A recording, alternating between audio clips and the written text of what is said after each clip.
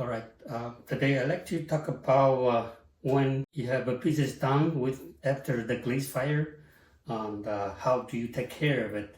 Sometimes the bottom of your foot might be a little bit rough after glaze fire, or some of them have been warped, so it's not staying very flat, still rocking. Here are the diamond sanding pad. You can use the diamond sanding pad to, if you have a smaller drip or something of the glaze or something that is rough, you can use the sanding pad to sand it down. Okay, so this is very handy too, and you can buy it from supply store. They come with different grades of them. It's not cheap, okay, like around approximately $15 to $20 a piece. So this is the other solution for smoothing the base. Also here I bought many years ago is the diamond disc, and I have 3 different sizes: 12 inches, 14, and 8 inches. And they come, I bought a different grade of them. So, this one is 260 and the other one is I believe is 200, and this one a little bit closer, maybe 180 or something.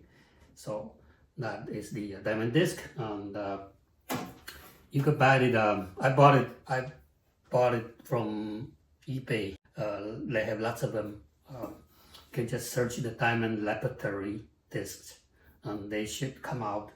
And also I think Amazon has that too, or some clay tool supplier, they also have it. But personally I prefer without any sticking it onto or attach it onto the bat. Okay, I like to use my own setup. So just the disc itself is good. Okay, let me do my setup. First, if you have a bat pinch here, you might want to put it on a bat. So to raise it up, put it on the bat. I can use the other side too.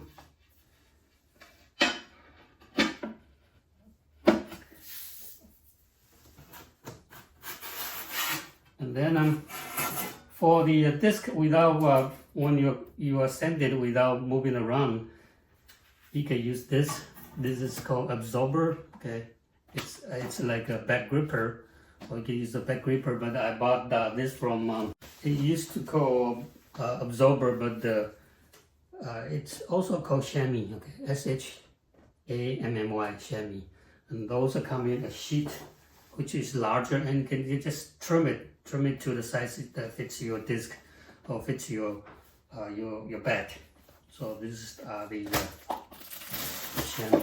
It looks like this, and you just trace with your bat, and then you can cut exactly the size. And then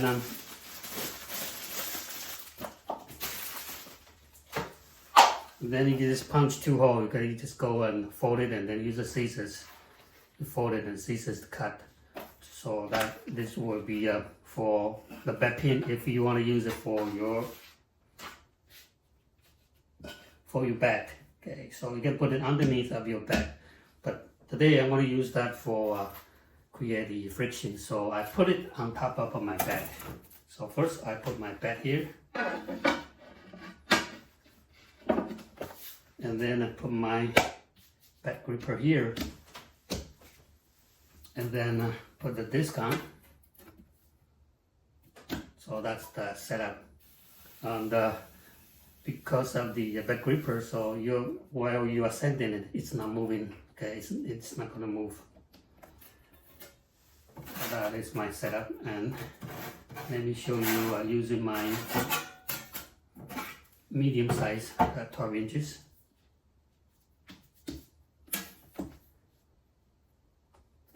Okay, the reason why I don't like the disc glued onto the bed is that usually when it glued onto the bed creates a lot of noise.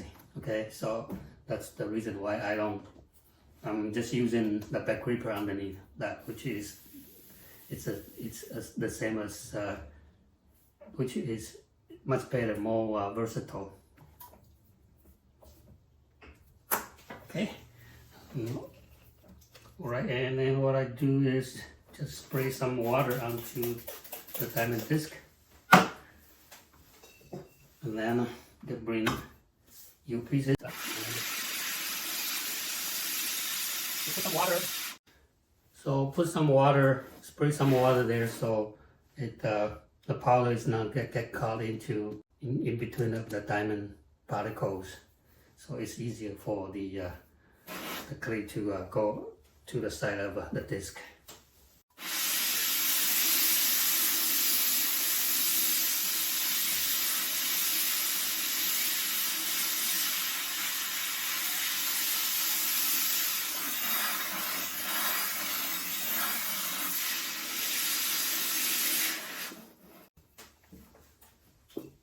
Okay.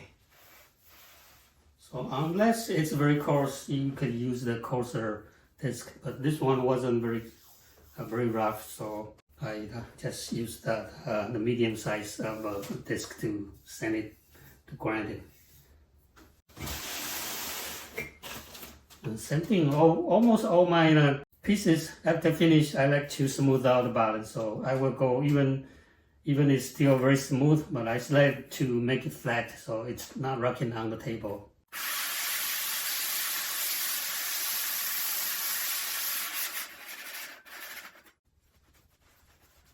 Okay.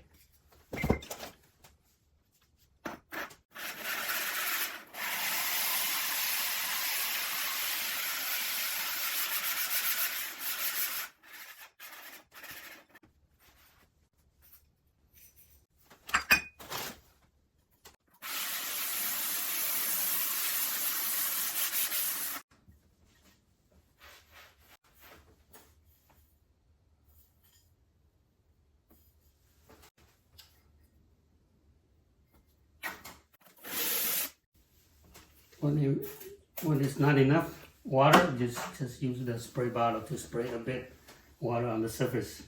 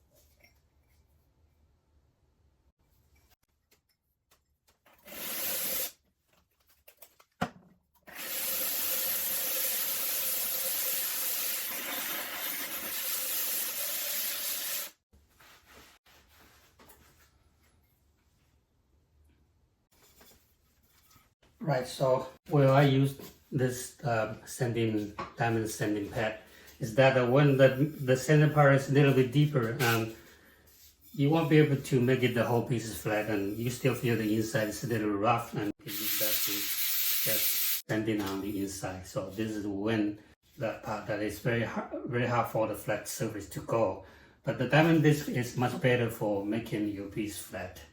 So that's why I choose to use the diamond disc the most. And this is can last a very long time. I bought this, I believe it's about 20 years ago, and I'm still using it.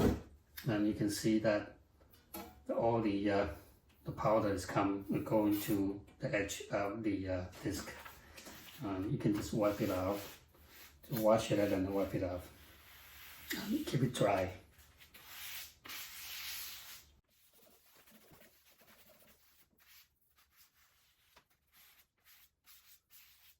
Right, so wipe it off and then What's your chamois backwater?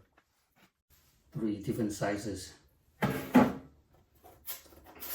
inches, 12 inches, and 14 inches. That's the finished pieces. Let me show you.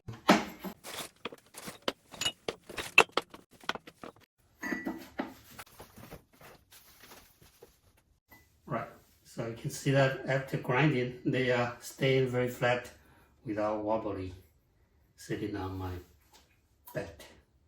Okay, I hope this demonstration helped you to take care of your pieces after glaze fire. If you have a big drip, then you probably want to use the coarse or very rough surface. You want to use the coarser the diamond is first to remove the most of the glaze, and then use the finer one to refine it. Or if you are doing the crystalline glaze, and which is a very runny glaze, the diamond disc is a good choice to go with. Alright, hope this demonstration helped, and see you in the next video.